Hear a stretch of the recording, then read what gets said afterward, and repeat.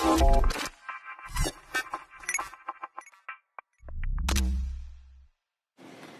welcome to BNN Podcast episode 2. Hari ini kita kedatangan bintang tamu, seorang putri Indonesia yaitu Ayu Maulidah. Halo. Hai, thank you udah bisa di sini jadi pembicara hari ini. Ya, sama-sama. So, pertama-tama aku mau ucapin congratulations on your way to Miss Universe. Gimana? Bakal nyangka nggak sih kamu bakal ke Miss Universe? Ya, alhamdulillah sih memang untuk mengikuti Putri Indonesia itu adalah cita-cita dari kecil. Jadi memang dari kecil sudah mengarahkan perjalanan hidup itu untuk mencapai ke sana gitu. Which is Putri Indonesia pasti akan berangkat ke Miss Universe. Dulu saat tahun 2017 memang sempat pernah gagal, yaitu tertunda lah ya istilahnya karena mendapatkan juara kedua di Jawa Timur. Akhirnya ikut lagi 2020 dan alhamdulillah menjadi juara pertama yaitu Putri Indonesia 2020-nya. Congratulations, keren banget. Sebenarnya aku mau tanya sedikit tentang Putri Indonesia. Kan kamu awalnya itu mewakili Jawa Timur. Nah, itu tuh sebenarnya Putri Indonesia itu memang tahapnya kamu harus stand out di Jawa Timur dulu atau kamu memang langsung digabungkan sih di Jakarta ini? Jadi pemilihan Putri Indonesia itu tergantung dari provinsinya. Di saat provinsi itu sudah memiliki license untuk mengadakan pemilihannya sendiri, mereka bisa mengadakan pemilihan. Jadi kalau di Jawa Timur kita memiliki pemilihan tersendiri. Jadi hanya juara satu dari Jawa Timur lah yang akan nantinya berangkat ke ajang nasional. Dan tahun 2017 itu memang saya kan di first runner up ya, jadi belum bisa berangkat. Tapi selama berapa kali pun kita mencoba misalkan gagal di provinsi masing-masing, kita masih memiliki kesempatan untuk mencoba lagi sampai kita berangkat ke nasional.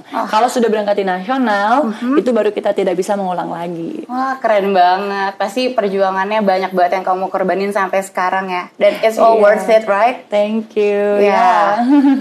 Oke, next aku pernah baca tentang kamu itu senang banget dengan kegiatan sosial, ya. Dan aku pernah baca kamu itu punya yayasan Senyum Desa ya. Ya. Nah, boleh nggak sih cerita sedikit tentang itu? Jadi Senyum Desa ini merupakan yayasan yang awalnya itu hanyalah perkumpulan anak-anak muda nih bersama dengan teman-teman. Dan di sana akhirnya saya dan teman-teman mengesahkannya untuk menjadi sebuah yayasan, dibantu dengan kita kan memang memiliki dosen di Fakultas Hukum Universitas Airlangga Surabaya yang memang membantu kita untuk memprosesnya untuk menjadi yayasan sebagai pembina juga di dalamnya. Dan dari sanalah akhirnya memang dari 2017 awalnya cuma 10 orang, 20 orang, akhirnya dengan berjalannya waktu, terlebihnya bersyukur alhamdulillah dengan saya terpilih menjadi Putri Indonesia, Senyum Desa ini lebih terekspos ya. Akhirnya kita open rekrutmen nasional, kita akhirnya sampai sekarang kurang lebih sudah ada 20 koordinator wilayah di seluruh Indonesia, kurang lebih 800 orang yang ada di dalamnya. Di sini adalah tujuannya dari masyarakat yang masih notabene adalah anak kuliah rata-rata, ini untuk mengabdi ke desa-desa untuk mengabdi ke negara kita masing-masing dengan tujuannya apa? Dengan adanya pemerataan.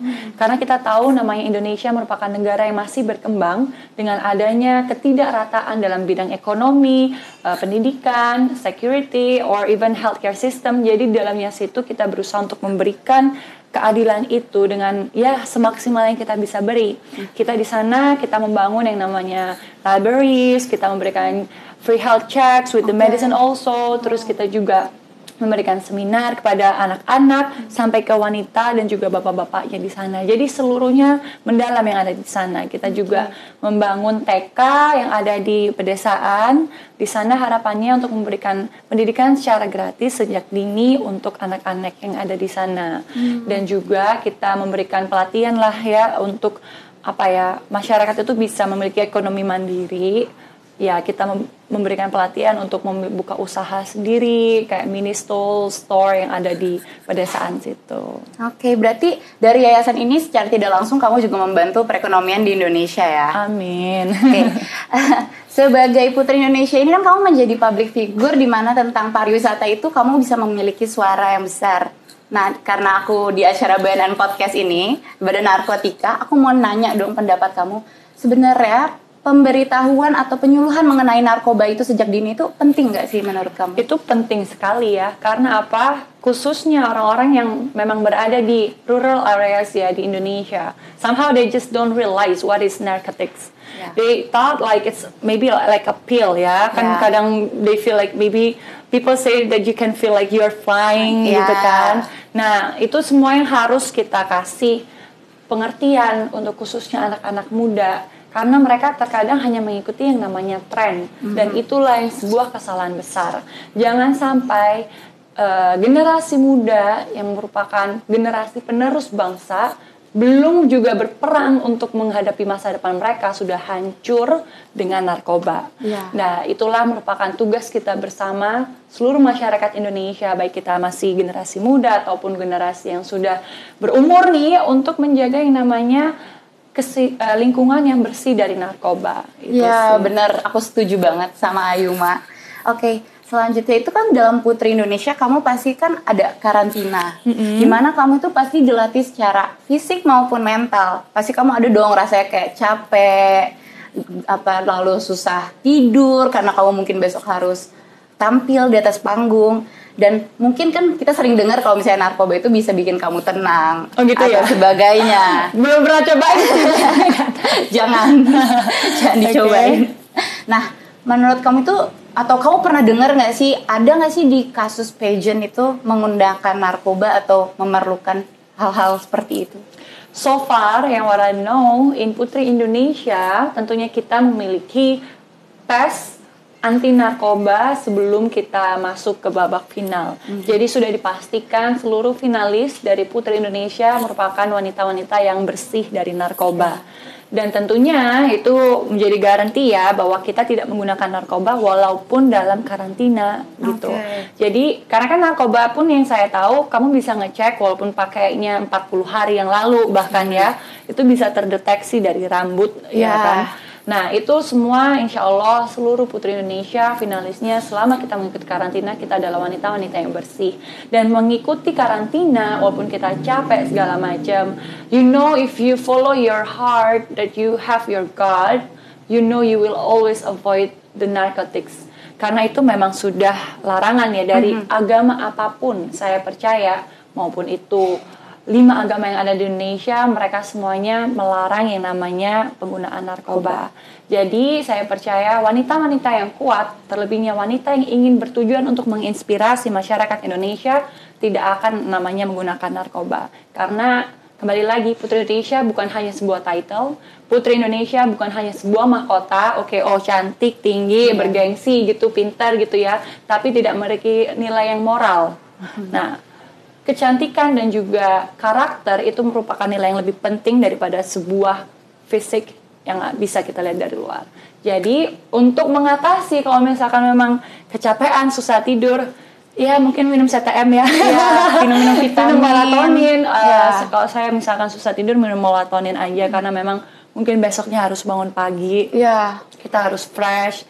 Tetap yang pasti kita minum vitamin karena kita juga dari Putri Indonesia, kita tentunya mendapatkan supply dari PT Mustika Ratu, jamu-jamuan asli Indonesia. Nah, kita sebagai warga negara Indonesia tentunya harus melestarikan yang namanya budaya Indonesia, yaitu dengan mengkonsumsi jamu. Ya, betul. Nah, itu sudah sangat cukup sekali untuk kita menjaga stamina, menjaga daya tahan tubuh, terlebih di saat pandemi seperti ini. Iya, benar banget. Dan yang pasti jangan lupa olahraga ya. Walaupun di masa pandemi ini kita harus selalu rajin olahraga untuk menjaga kekebalan tubuh kita. Siap.